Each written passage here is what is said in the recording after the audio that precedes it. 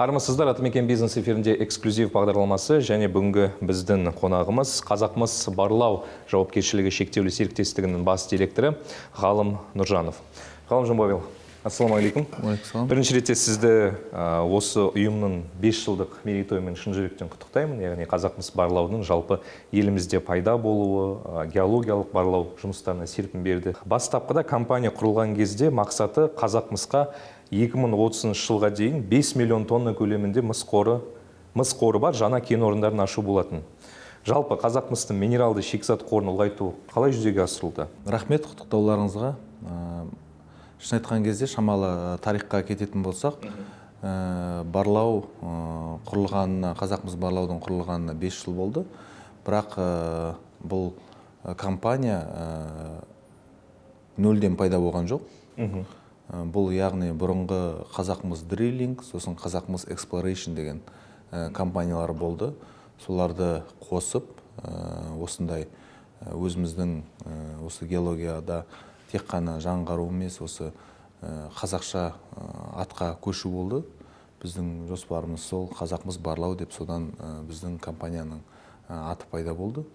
Ал егерде одан да тереңірек кететін болсақ, мысалға сол Қазақмыс Exploration, Drilling, олар тарихтары сол жезған геологиядан басталады. Сондықтан бұл өте бір үлкен тарихы бар компания. Қазір енді біз осы барлау болғанымызға 5 жыл болып отыр. Жаңа өзіңіз атап айтқан жоспарларымыз бар. Ол біздің стратегияда бекітілген. Біз сол бағыт бойынша жоспарланған графикпен деп айтуға болады, келе жатыр. Қазіргі уақытта біз үлкен жезған өңірінде, қазір енді Ұлытау облысы ғой, сол Ұлытау облысында, Қарағанды облысында біздің өзіміздің өндірістер орналасқан моноқалалар дейді ғой, солардың жанында үлкен ауқымды геологиялық кешенді бұрғылау жұмыстары жүріп жатыр.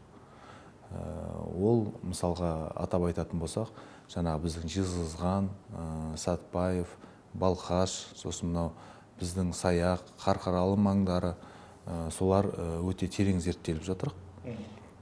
Біз басында тек қана бұлай бар материалмен емес, біз оның бүкіл мынау кезінде біздің алдымыздағы тарихи материалдардың бәрін көтердік. Яғни ол бұрынғы 18-19 ғасырда қандай жұмыстар жүргізілген, одан кейін мынау біздің геология саласы Қазақстанда қарқынды дами жатқан кез, біздің 19 ғасыр сол Қаныш Монтайұлы Сәтпаевтың кезінен бастап бүкіл ескі тарихи материалдардың бәрін көтеріп, оларды мынау жаңа заманауи технологияларға салып, интерпретация жасап, аналитика жасап, сосын олардың жаңағы болашақ қандай жобалар бар екенін таңдадық. Содан кейін геофизикалық, аэрогеофизикалық кешенді жұмыстарын жасадық. Одан кейін мынау енді бұрғылау жұмыстарына кірістік. Бірақ осы таңда осы Жезған өңірі, бізге ең бастысы Жезған кен орындары, өздеріңіз білесіздер, қазір минералды шикізаты азайып жатыр. Ол белгілі нәрсе, өйткені өздеріңіз білесіздер, 19 ғасырдан бастап өндіріп жатқан кен орындар ғой. Сол ескі жаңағы шахталар, солардың бәріне орнына біз минералды шикізатты қайтып қою керек деп айтуға болады, егерде жай түсіндіретін болсақ. Сондықтан мынау қазір өздеріңіз білесіздер, тек қана ол Қазақмыста емес, ол біздің Қазақстандағы ірі алып компаниялар, сосын мынау дүние жүзіндегі транснационалдық, трансұлттық компаниялар бар. Солардың бәрінде осындай ортақ бір мәселе. Ол яғни шикізат, минералды шикізаттар азайып жатыр. Сондықтан олар мынау қазір соңғы 5 жылдықта деп айтуға болады, геология саласына үлкен бір ауқымды қаржы бөлініп, жұмыстар жасалып жатыр. Өйткені өздеріңіз білесіздер, ол үлкен өндіріс болғаннан кейін, үлкен өндірістің артында жұмыскерлер бар. Жұмыскерлердің артында отбасылар болар. Солардың бәрін жұмыссыз қалмау үшін ол компаниялардың нағыз өзінің жұмыскерлерін ойлайтын компаниялар үшін ол стратегияда геология саласы ең маңызды болып бекітілу керек.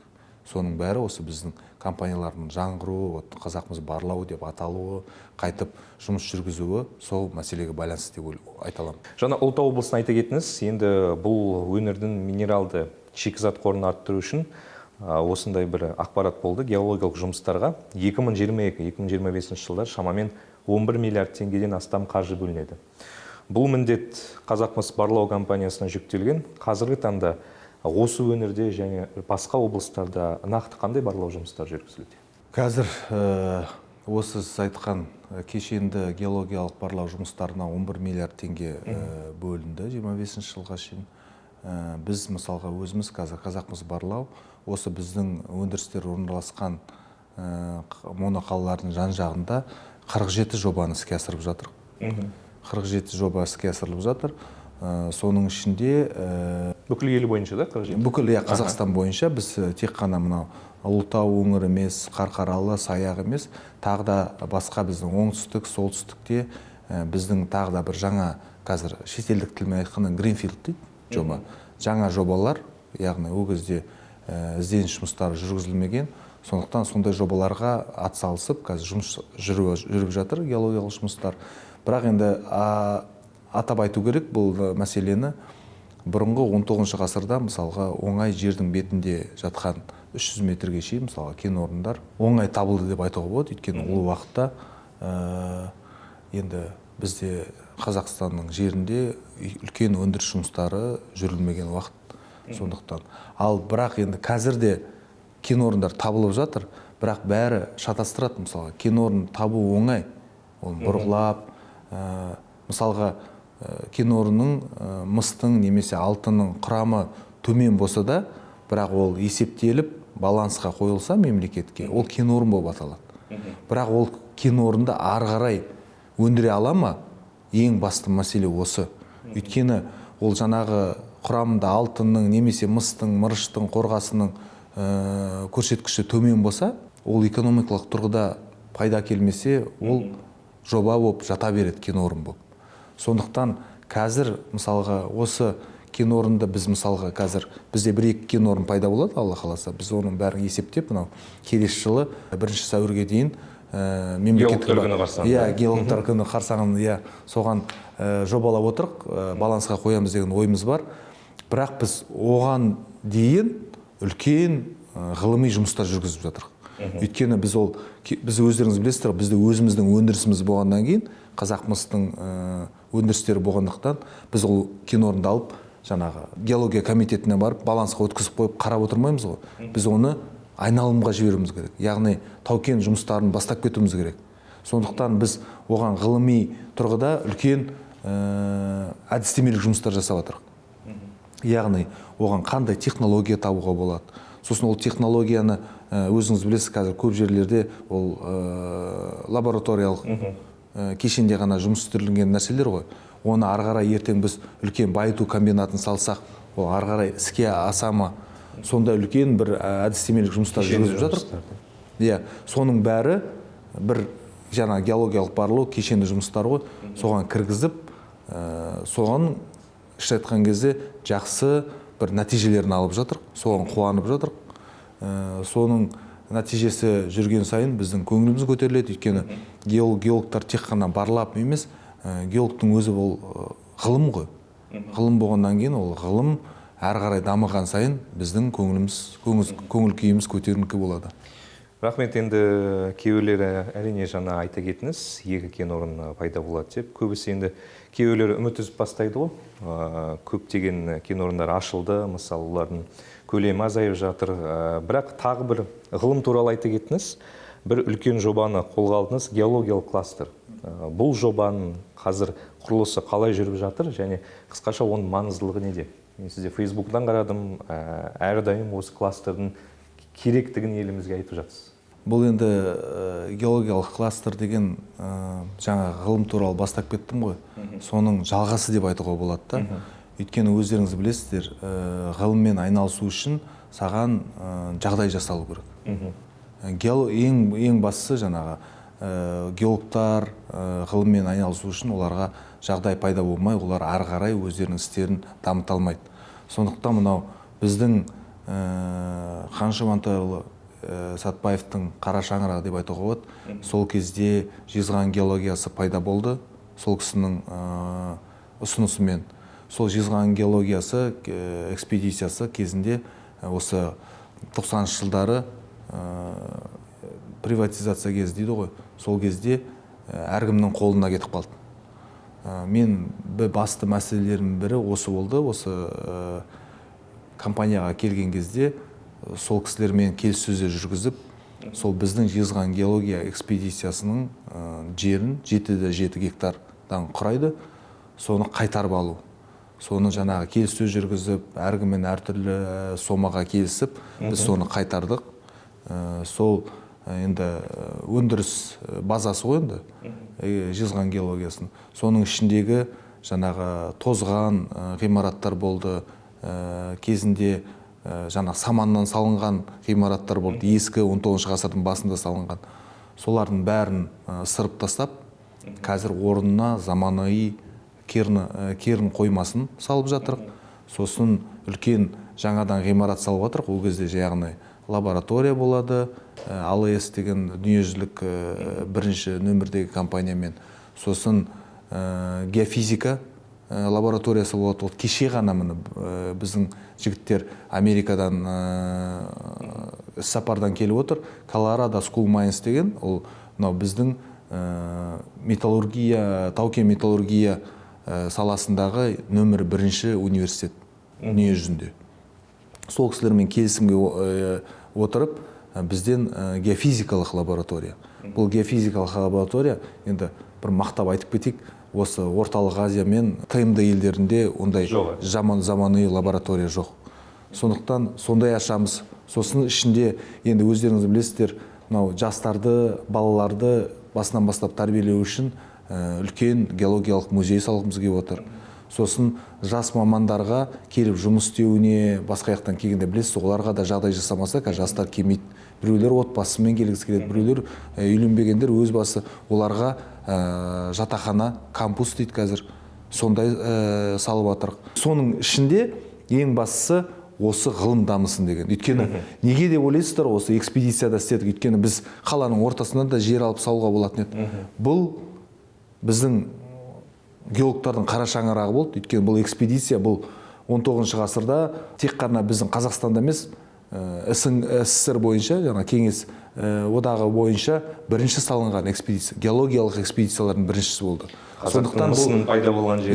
Нағыз геологтардың қалай еді, тері сіңген, маңдай тері, иісі сіңген бір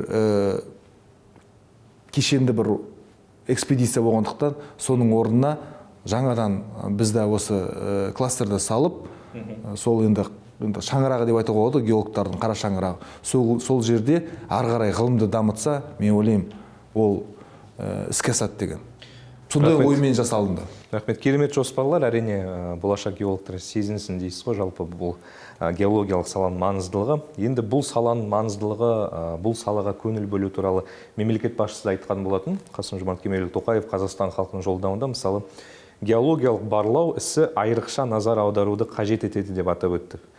Президент салық және реттеу шарттары өзгеріске икемді болуын, өз қаржысына геологиялық зерттеу жүргізген инвестордың жер қойнауын пайдалану кезінде басым құқыққа ие болуын қамтамасыз етуді және жаңа заманның мұнайына айналған сирек кездесетін металл кеніштерін игеру туралы айтты.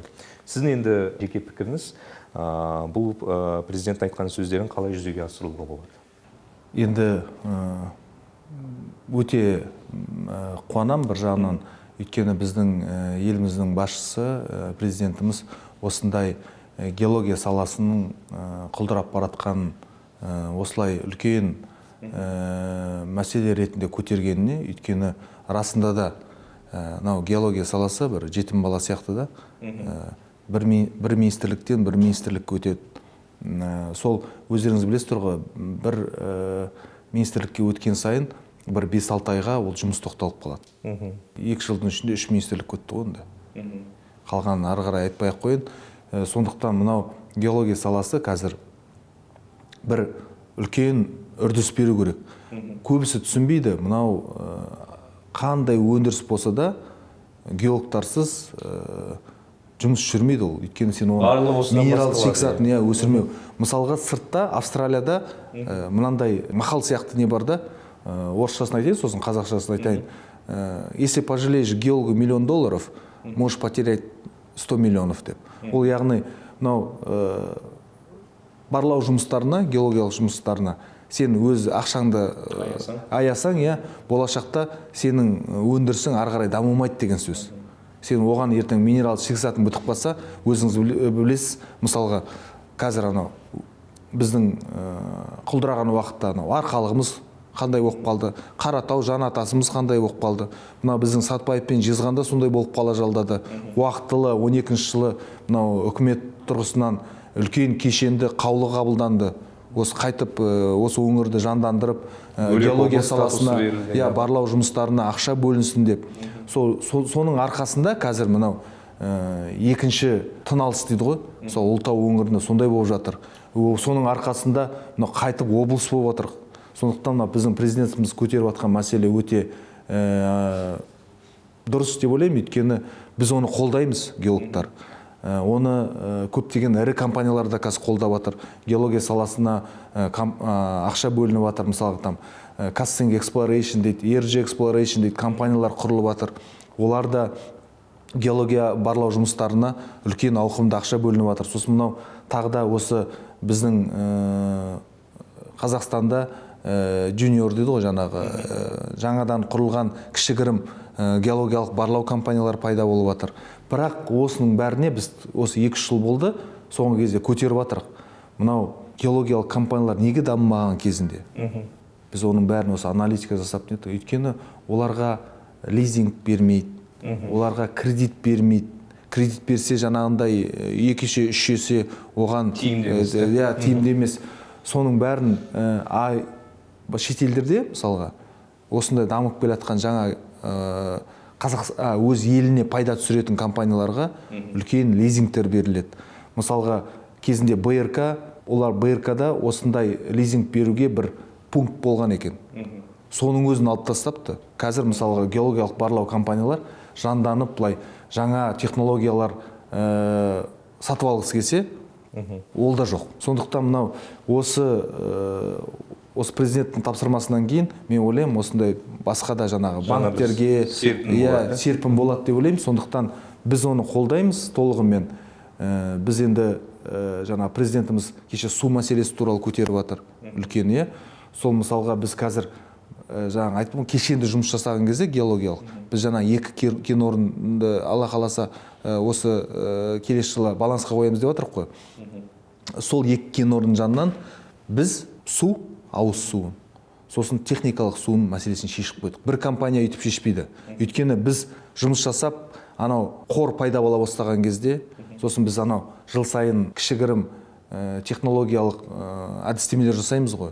Сол кезде ол бізге тиімді екен, бізге жұмысымызға, біздің байыту комбинатымызға келетін бәрін білгеннен кейін мен ұсыныс жасадым. Осылай мынау жобаларды ары қарай дамытатын болсақ, параллельно мынандай жұмыстар жасалыну керек.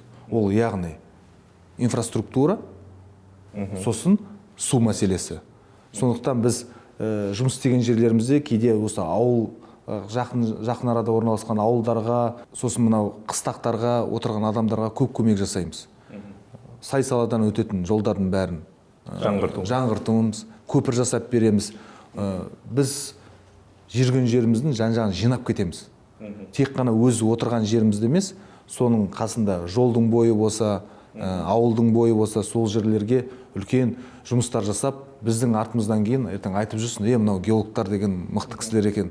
Өзіміздің осылай абырой жинап, болашақта может сол ауылдың ішінен бір жақсы керемет геолог шығады. Өйткені ол көреді ғой, геологтар қандай көмек жасап жүретін, қандай тазалық екен, таза ұстайтын, сосын олар мемлекетке пайда жасайтын, жаңа шикізат іздейтін, соның бәрі сояқтан, енді өзіңіз білесіз, ауыл алтын бұлақ дейді ғой.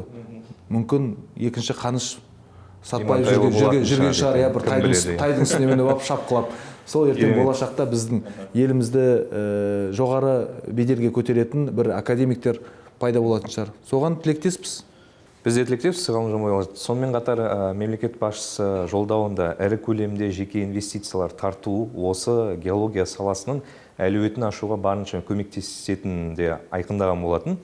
Былай қараса, Қазақмыс барлау компаниясы шетелдік әріптестермен серіктестік нығайтуда.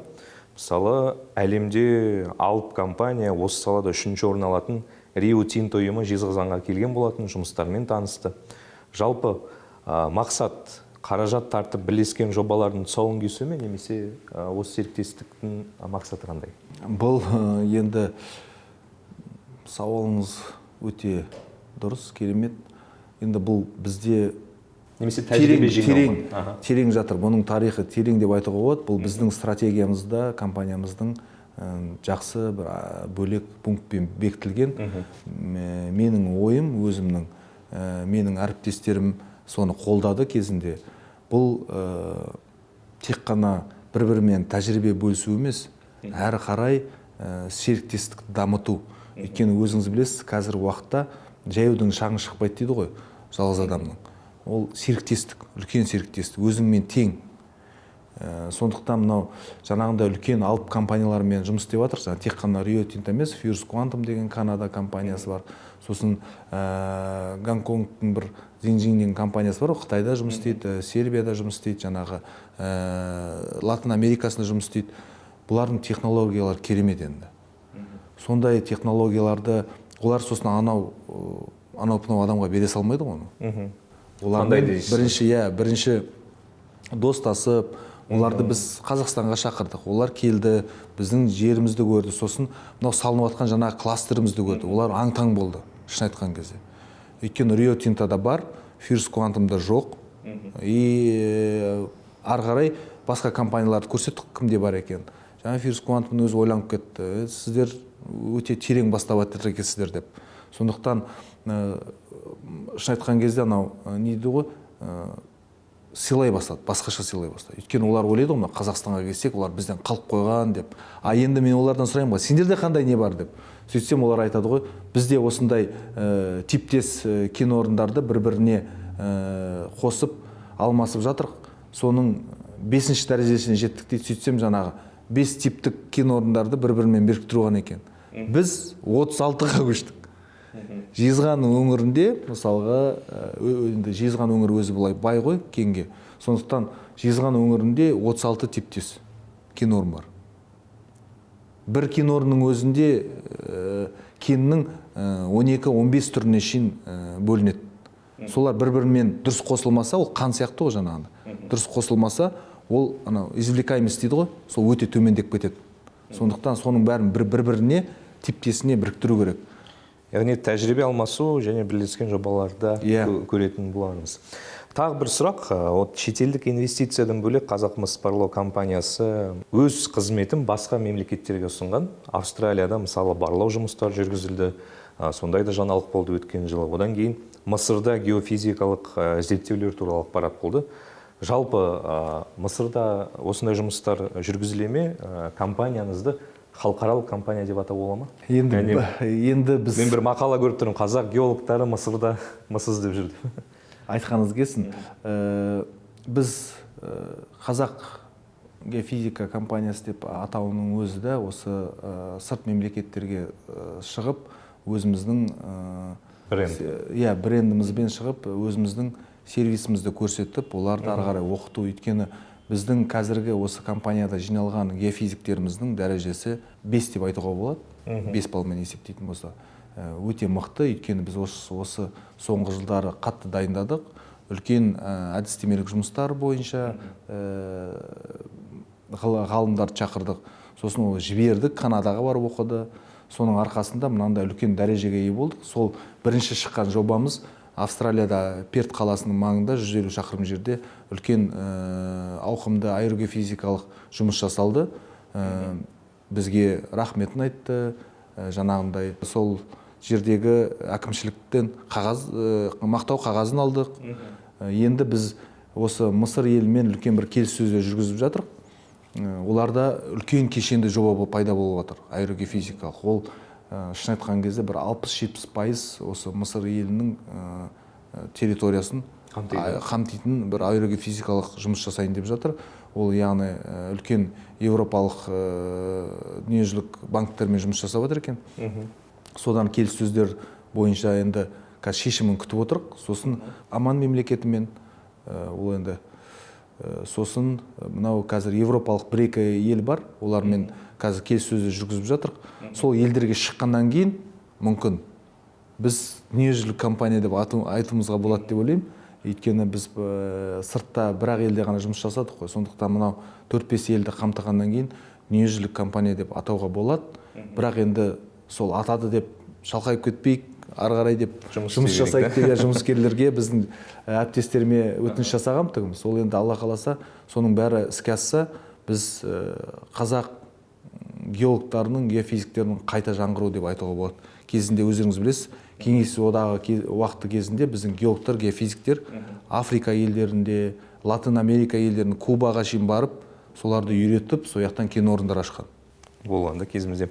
Әрине, енді тағы бір қорытынды сұрақ, бұның барлығы компанияның стратегиялық жоспары бар. Өзіңіз де әу бастан басқарып келе жатсыз, бірақ бұл әрине командалық жұмыс қой. Сіз бір сұхбатта айтқан болғансыз бір форумда, орташа жас 28 жас деп. Шынымен де дәл солай ма? Тым жас емес пе, немесе сіздердің сондай жастарға деген сеніміңіз жоғары ма? Бұны былай айтуға болады. Біз 50 жасқа шейін орташа жас есептегенбіз. Сол кезде бізде орташа жас 28 жас болды. А егерде ең үлкен бізде демалысқа шыққан кісілер бар, біз оларды жұмысқа тартамыз. Өйткені мынау жастарға ары қарай білімін беретін күш-қуаты бар кісілер бар бізде. Сол кісілер жұмыс жасайды. Олардың мысалға ең үлкені біз анау жолы қарағанда 77 жас екен. Содан бастап есептесек, бізде орташа жас, мамандардың жасы орташа 37 жас. 37. Иә. Сондықтан біз оларға сенеміз. Өйткені өзіңіз білесіз, қазіргі таңда жастар тез піседі деп айтуға болады. Біздің қазақша сөзбен айтқанда. Сондықтан технологияны, мынау қазір бәрі дамыған, материалдар көп, әдеби кітаптар көп, мысалға, соның бәрін оларға жеткізу үшін осындай үлкен біздің ветеран геологтар бар. Соның бәрін осы кісілерді оқытып, нетсек, жастар қазір тез алып кетеді. Яғни әлеует жоғары, да?